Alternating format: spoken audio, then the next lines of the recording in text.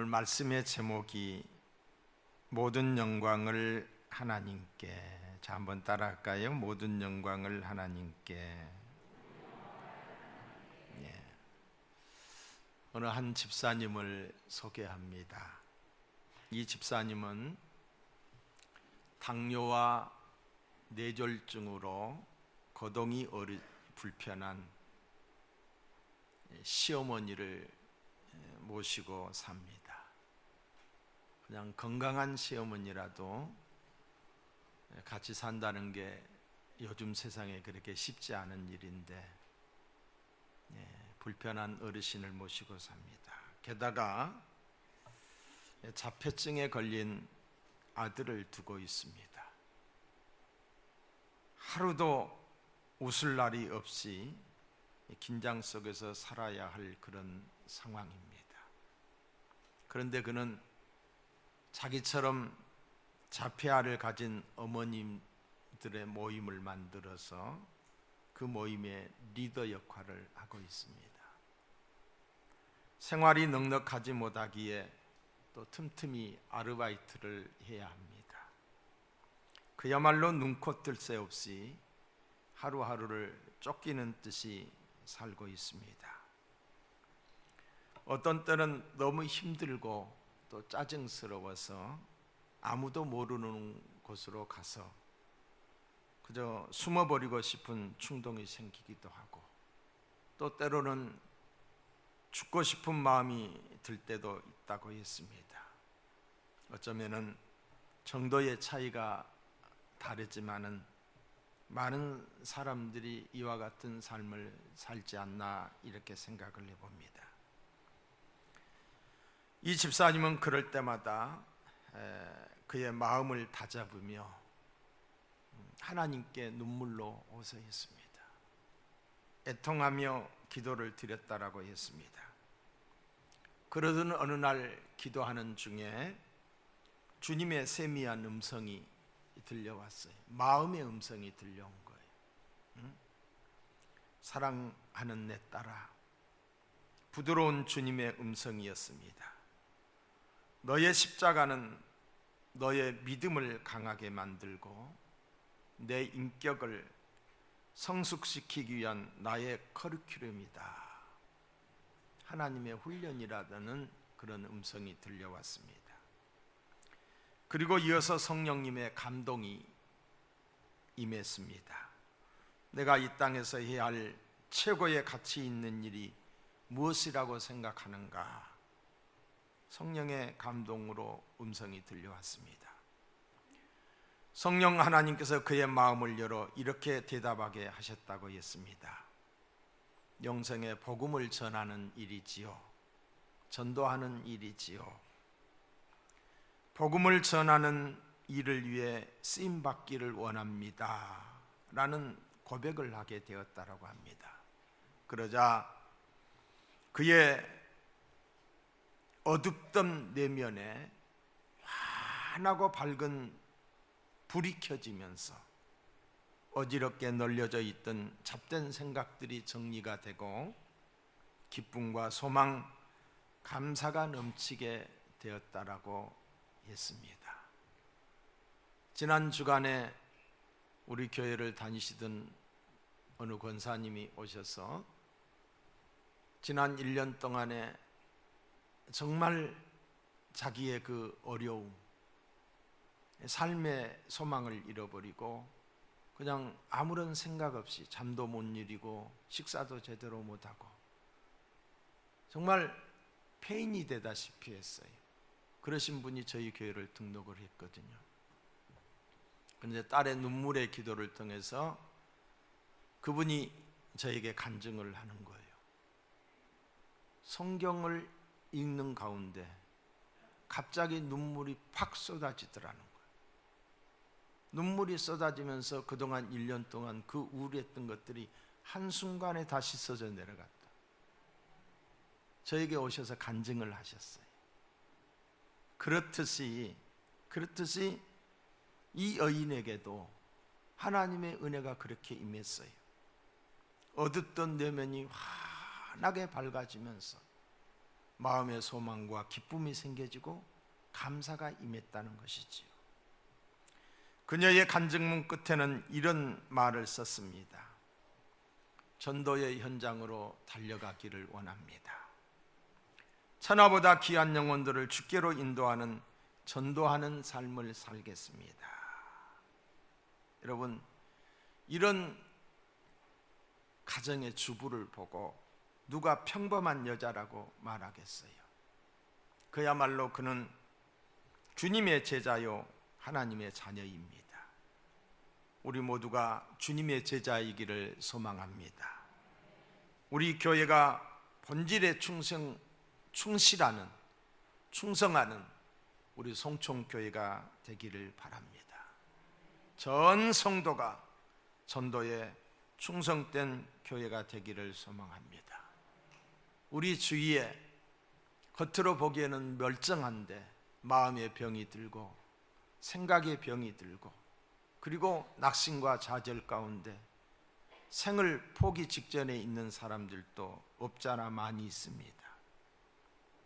특별히 이 코로나의 과정을 거치면서 믿음의 자리에서 이제 이탈하여서 세상 속에 빠져 있는 사람들, 그나마 연약한 믿음들이 세상과 짝을 짓고 이렇게 살아가는 사람들이 참 많습니다.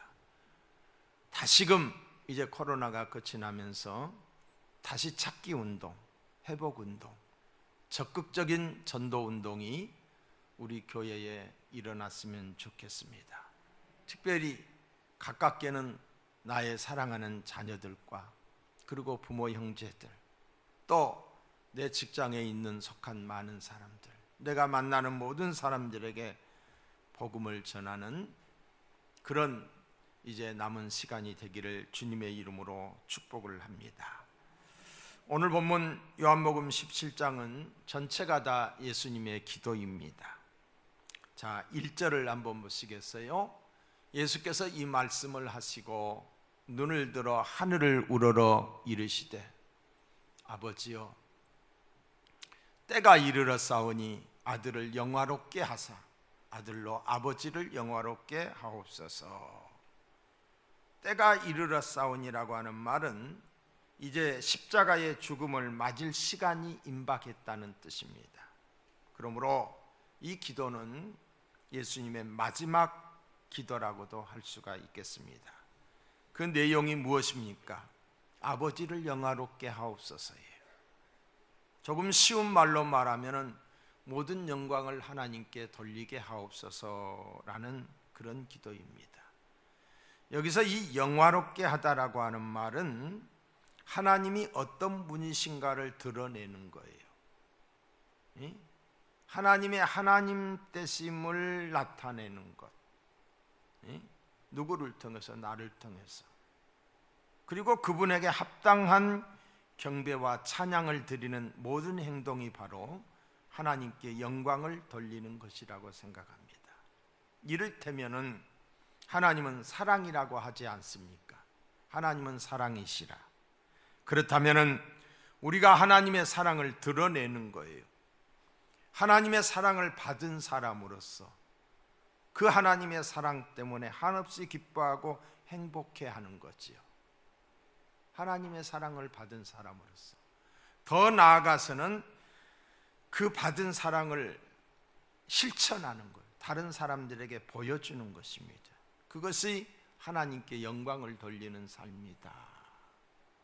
하나님의 전능하심과 하나님의 선하심을 우리를 통해서 드러내는 것, 어두운 세상에 우리를 빛과 소금이라고 했는데 빛과 소금의 삶으로 사는 것, 또한 죽어가는 영혼들을 주께로 인도하는 것, 전도하는 것, 그것이 바로 하나님께 영광을 돌리는 삶인 줄로 믿습니다.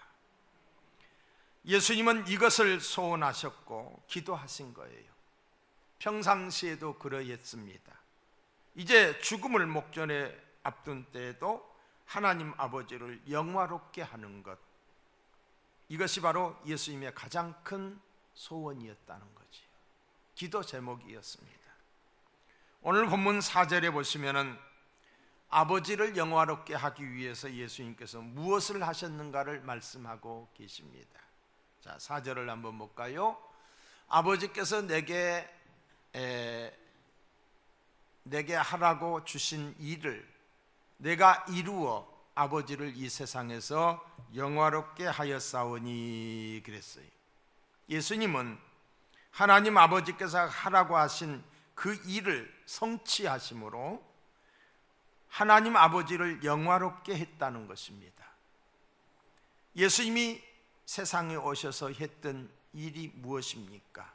자, 2절을 봅니다. 아버지께서 아들에게 주신 모든 사람에게 영생을 주게 하시려고 그랬어요. 하나님께서 예수님에게 하라고 시키신 일은 모든 사람에게 영생을 주는 거였어요. 영원한 생명을 주시는 거였어요. 요한복음 3장 16절에 보시면은 하나님이 세상을 이처럼 사랑하사 독생자를 주셨으니 예수님을 이 땅에 보내셨으니 이는 그를 믿는 자마다 멸망하지 않고 영생을 얻게 하려 하심이라. 하나님이 그 아들을 세상에 보내신 것은 세상을 심판하려 하심이 아니요 그로 말미암아 세상이 구원을 받게 하려 하심이라. 이 세상에 영생을 주시는 것이 바로 예수님이 하나님으로부터 받은 명령이었고 사명이었습니다. 주님은 바로 이 일을 하러 오셨고 이 일을 하기 직전에 지금 기도를 드리고 계시는 것입니다. 여러분, 영생이 무엇입니까? 영생이라는 말은 구원이라는 말과 같은 뜻이에요. 구원. 우리가 예수 믿고 구원 받으시오 라고 하는 것은 공간적으로 우리가 천국에 가는 것이고 시간적으로는 천국에서 영생하는 것, 이것이 구원입니다. 영생. 영생은 영원히 죽지 아니하는 생명, 천국에서 영원한다는 그런 뜻입니다.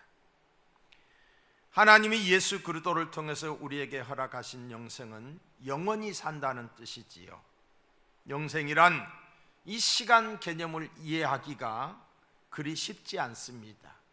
하나님이 세상을 이처럼 사랑하사 독생자를 주셨으니 이는 저를 믿는 자마다 10년을 더 살 것이요 라고 하면은 우리가 얼마나 가슴에 와닿습니까? 그렇죠? 10년을 더 살기 위해서 하여간 노력을 할 거예요. 다투어서 예수 믿을 거예요. 근데 예수를 믿으면 영생을 얻는다라고 그랬어요. 영생. 감히 상상할 수가 없는 시간대예요. 자, 여러분, 제가 여러분에게 오늘 예배 드리고 나가면서 제가 좀 돈이 생겼는데 각자에게 10만 원 줄 테니까 다 받아가세요 라고 한다면은 여러분들이 너나 할 것 없이 받으려고 줄을 설 거예요. 근데 제가 여러분들에게 나가는 사람들에게 1억씩 주겠습니다 하면 한 사람도 물어보도 않고 나갈 거예요. 이 개념이 이해가 안 되는 거예요. 개념이. 그래서 쉽게 믿으려고 하지 않는 거예요. 분명하고 확실한 사실은 우리가 예수 그리스도를 믿게 되면 천국에서 영생하게 되는 줄로 믿습니다. 하나님 나라에서의 이 영생, 이 생명의 질은 세상에서의 생명의 질과 다릅니다. 세상에서 살아있다는 것, 생명의 질은 성경에 보면 연수의 자랑은 수고와 슬픔뿐이라. 이 세상에서 오래 산다라고 하는 것이 수고와 슬픈 일을 많이 본다는 거지요. 그러나 하나님 나라에서의 이 생명의 질은 시들지 않는 기쁨이에요. 다함이 없는 만족이에요. 시들지 않는 기쁨이, 다함이 없는 만족이 계속되는 게 영생, 천국에서의 삶입니다. 영원한 찬양이 있습니다. 끝없는 사랑이 있습니다. 이 생명을 영원토록 누리는 것, 이것이 바로 하나님께서 우리에게 주시는 영생입니다. 예수님은 이 영생을 우리에게 주시기 위해 이 땅에 오셨고 이를 위하여 죽어주셨습니다. 십자가에 못 박혀 피 흘려 죽어주셨습니다. 이 영생을 받는 방법이 오늘 3절에 기록이 되어 있습니다. 영생은 곧 유일하신 참 하나님과 그가 보내신 자 예수 그리스도를 아는 것이니이다 그랬어요. 예수 그리스도를 아는 것. 혹시 우리 가운데 나는 아직 영생을 얻었다라고 말하기 어려운 분이 계시지 않습니까? 다시 말해서 내가 구원 받았는지 안 받았는지 불분명한 분이 계십니까? 영생을 얻는 방법은 다른 데 있지 않습니다. 유일하신 하나님과 구원자 되시는 예수님을 아는 것이 바로 영생이에요. 유일하시고 참되신 하나님을 아는 길은 오직 예수 그리스도를 통해서만 가능합니다. 사람의 몸을 입고 세상에 오신 예수님을 아는 것이 하나님을 아는 거예요. 여기서 안다라고 하는 것은 지식적인 알미 아니에요. 여러분, 우리가 교회 나와서 예수는 구원자라고 수도 없이 많이 듣잖아요. 그거 들어서 알아요. 학습이 돼서.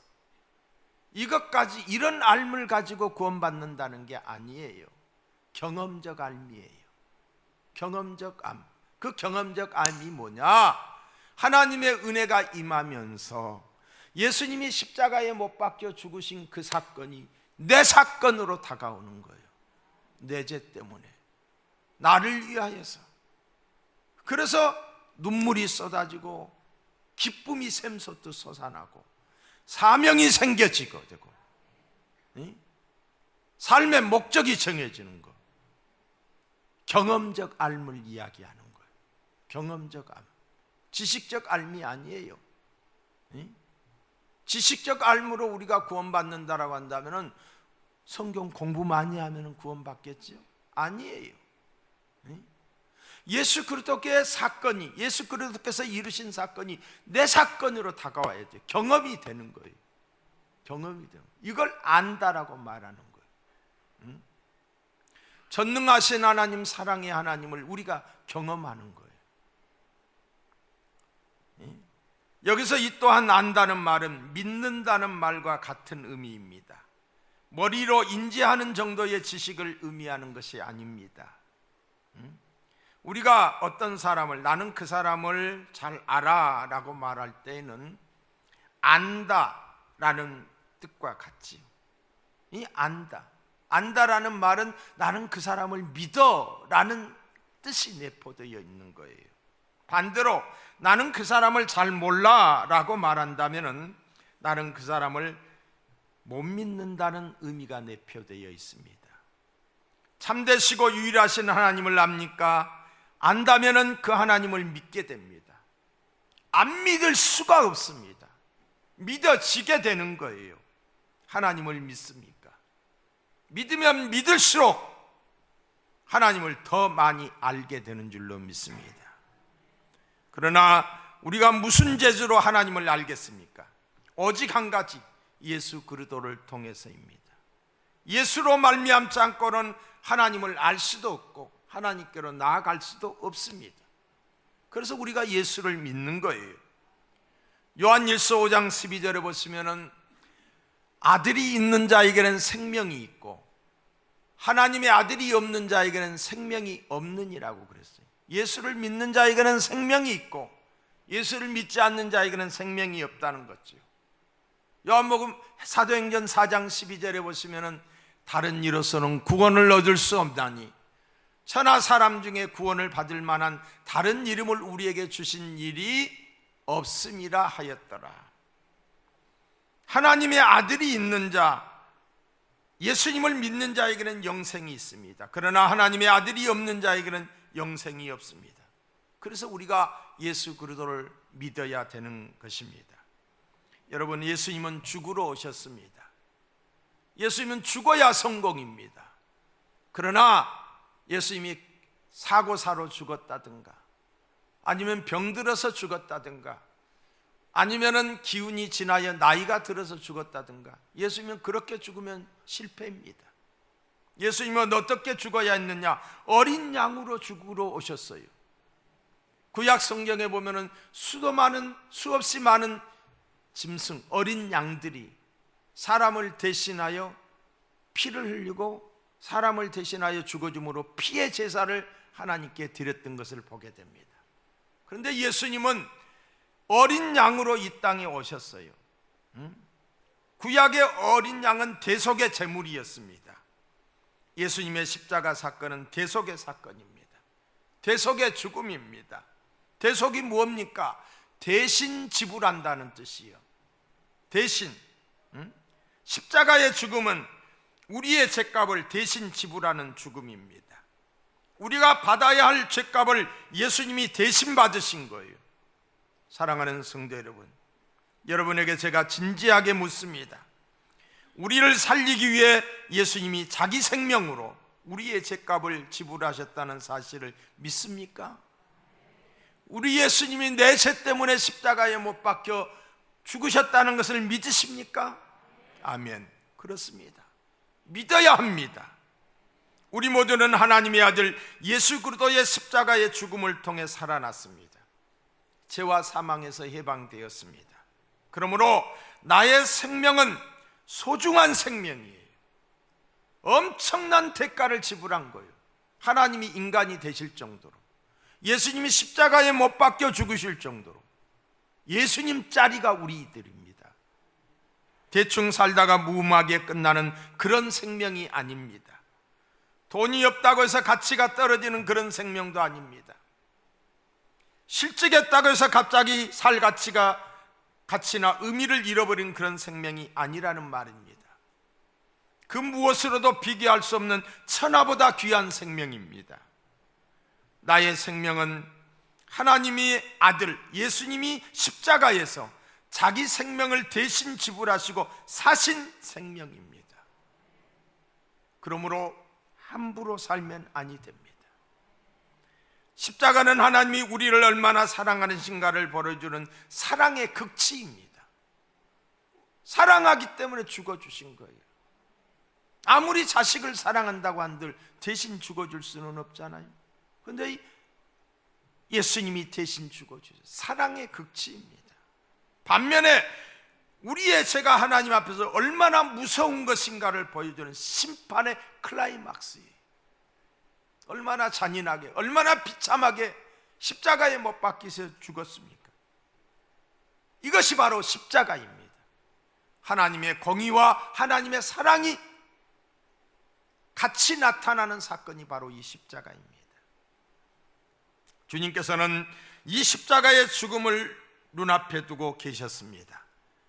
십자가의 죽음은 하나님을 영화롭게 하는 것이기 때문에 예수님은 십자가의 죽음을 앞두고 영광이라는 단어를 쓰고 있습니다.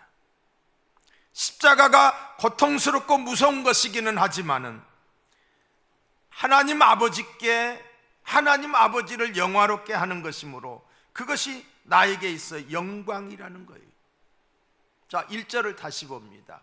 하늘을 우러러 이르시되 아버지여 때가 이르렀사오니, 십자가에 못 박힐 때가 이르른 거예요.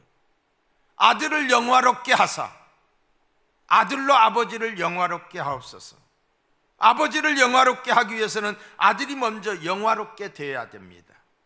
아들이 영화롭게 된다는 것은 십자가의 죽음을 가리키고 있는 거예요. 하나님이여 십자가의 죽음을 잘 감당케 하옵소서. 그렇게 함으로써 하나님 아버지께 영광을 돌리기를 원합니다. 이런 뜻이에요.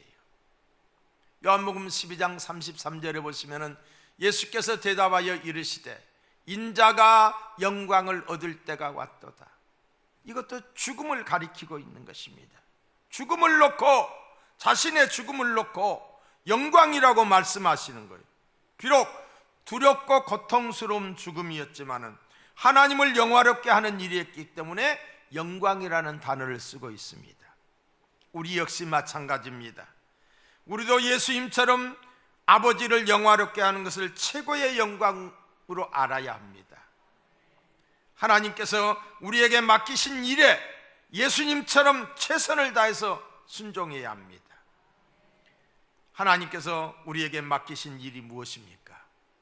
오늘 요한복음 17장 18절에 보시면은 아버지께서 나를 세상에 보내신 것 같이, 예수님이 하시는 말씀이에요. 나도 그들을 세상에 보내었고, 제자들을 이야기하는 거지요. 부활하신 우리 주님께서 말씀하셨습니다. 요한복음 20장 21절에 보시면은 예수께서 또 이르시되 너희에게 평강이 있을지어다. 부활하신 주님이 하신 말씀이에요. 그러면서 하시는 말씀이 아버지께서 나를 보내신 것 같이 나도 너희를 보내노라. 아버지께서 왜 보내셨어요? 죄로 말미암아 죽어가는 인생들을 구원하기 위하여 예수님을 이 땅에 보내셨어요. 예수님은 아버지께서 보내신 그 목적을 따라 당신의 몸과 몸을 찢고 온몸에 있는 물과 피를 쏟음으로 십자가에서 운명하심으로 그 사역을 완성하셨어요. 저와 여러분, 우리 모든 억만 인류의 죄를 그 몸에 짊어지시고 십자가에 못 박혀 죽으셨어요. 이미 우리의 죄를 용서해 놓으신 거예요. 이미 이 사실을 받아들이고 이 사실을 내 사건으로 믿어지게 되면 그는 구원을 얻는 거예요.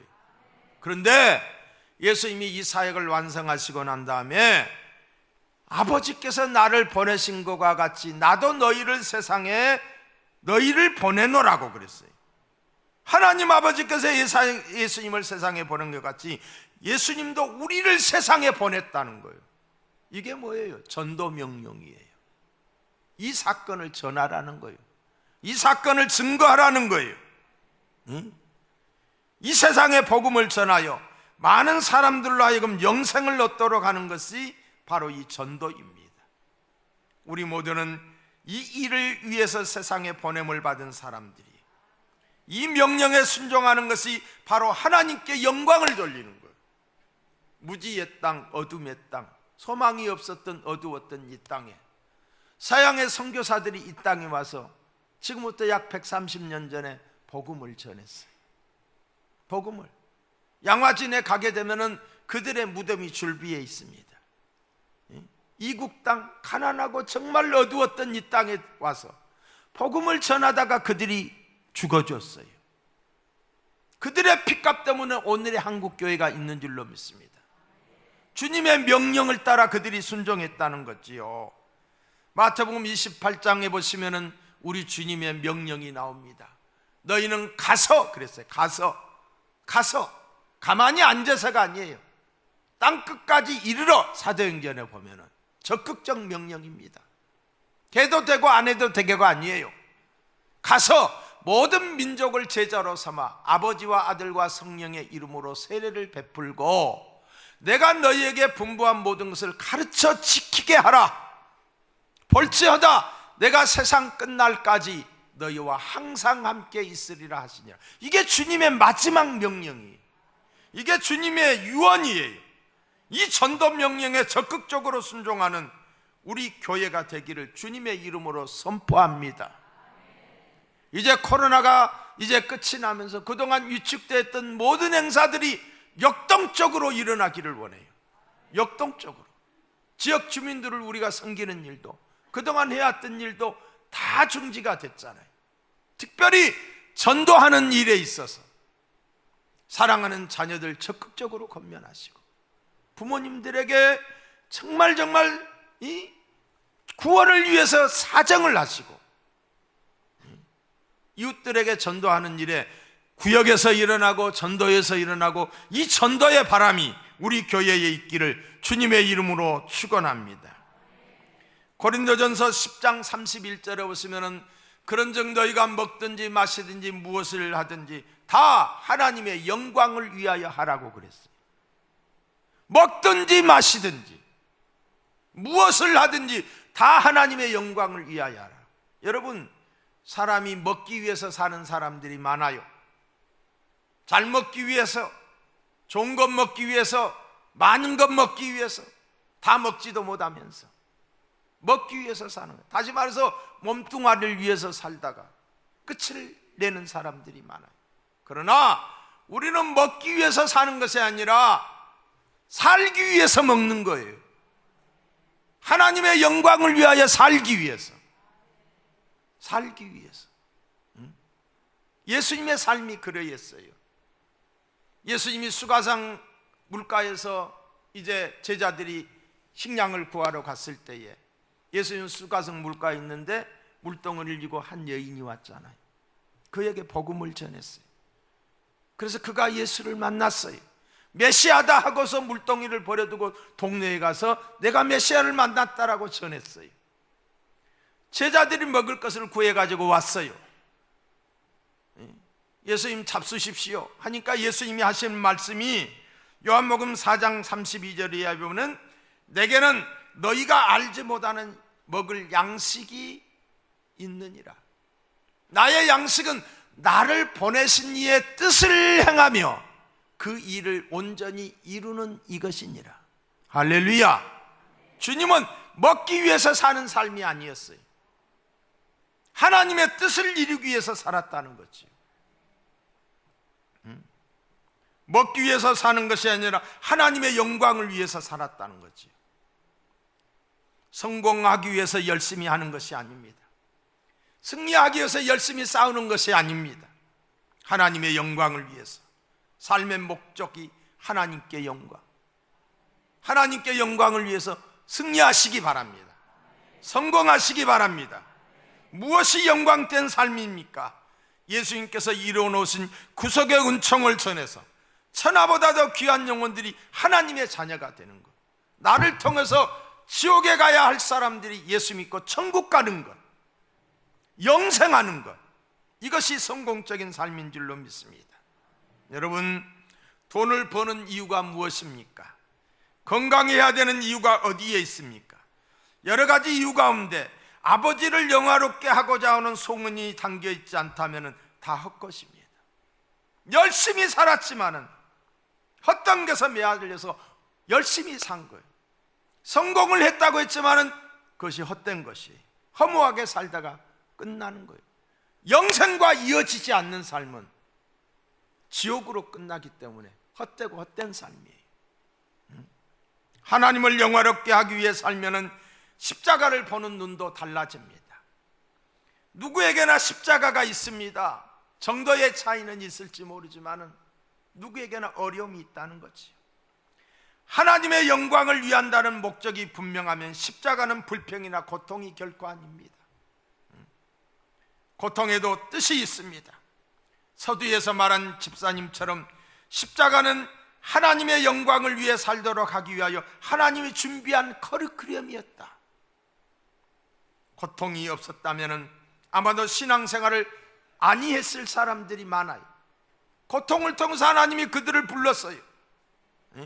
고통이라는 확성기를 통해서 하나님의 부르심이 그에게 임했던 거예요. 어려움을 당했기 때문에 그나마 기도의 삶을 사는 거예요. 어려움을 당하고 있기 때문에 그나마 겸손의 삶을 사는 거예요. 주님의 영광을 생각하는 사람이 되었으니 얼마나 감사한지요. 십자가를 영광으로 보는 눈이 열리면은 병 때문이나 어떤 가난 때문에 불평하던 사람이 기뻐하는 사람으로 바뀌게 됩니다. 하나님의 영광을 위하는 삶을 살기를 원하십니까? 그렇다면 여러분의 십자가가 무엇이며 그 십자가 속에 들어있는 하나님의 계획이 무엇인가를 생각해 보십시오. 그것이 있었기에 오늘의 내가 있는 것이 아닌지요. 그것 때문에 하나님 앞에 나와서 예배드리는 겸손한 사람이 된 것이 아닙니까? 사명을 감당하고자 힘쓰는 자 아닙니까? 그렇다면 그 십자가는 나에게 영광이고 감사인 줄로 믿습니다. 인생의 목적이 하나님 아버지를 영화롭게 하는 소원에 초점이 맞추어져 있지 아니한다면 모든 십자가는 원망과 고통의 원인이 될 수밖에 없습니다. 사랑하는 성도 여러분, 하나님 아버지를 영화롭게 하는 것이 인생의 목적이고 소원이 되시기를 주님의 이름으로 축원합니다. 조형 미술을 하는 분이 미국으로 이민을 갔습니다. 열심히 공부를 하고 작품 활동을 하면서 인정을 받아서 세계 100대 조형 건축가로 선정이 될 정도로 아주 탁월한 사람이 되었습니다. 그런데 그만 젊은 나이에 식도암에 걸리고 말았어요. 식도암에. 갑자기 암이 생겼으니 얼마나 기가 막히겠습니까? 음식을 먹을 수가 없으니 몸은 계속 말라갔습니다. 나중에는 최악의 상태까지 가게 되었습니다. 자리에서 일어나지도 못합니다. 의사들도 이제는 살 소망이 없다고 손을 들었습니다. 가정에서는 장례식 준비를 하고 있었다라고 합니다. 죽음의 공포가 바짝바짝 조여오는 것을 느끼면서 그는 갑자기 이런 생각을 하게 되었습니다. 내가 한 생을 살면서 하나님을 위해서 살았다고 말할 수 있는 것이 무엇인가? 자기 자신에게 묻게 된 거예요. 내가 과연 하나님의 영광을 위해서 살았다고 말할 수 있을까? 살아온 인생을 뒤돌아보아도 하나님의 영광을 위해서 살았다라고 대답할 수가 없었습니다. 자신의 예술 세계를 위해서, 자신의 명예를 위해서 살았지 하나님의 영광을 위해서 산 인생이 아니었습니다. 그는 생각했습니다. 하나님 앞에 섰을 때 무엇라고 대답할까? 하나님의 심판을 생각했습니다. 그러던 어느 날 연변과학기술대학의 정진경 총장님의 설교 테이프를 병상에서 듣게 되었습니다. 그 설교의 내용인즉 이렇습니다. 하나님이 가장 기뻐하는 삶이 무엇인지 압니까? 복음을 모르는 사람에게 복음을 직접 간접적으로 전하는 것입니다. 당신의 생은 정말 그렇게 살고 있습니까?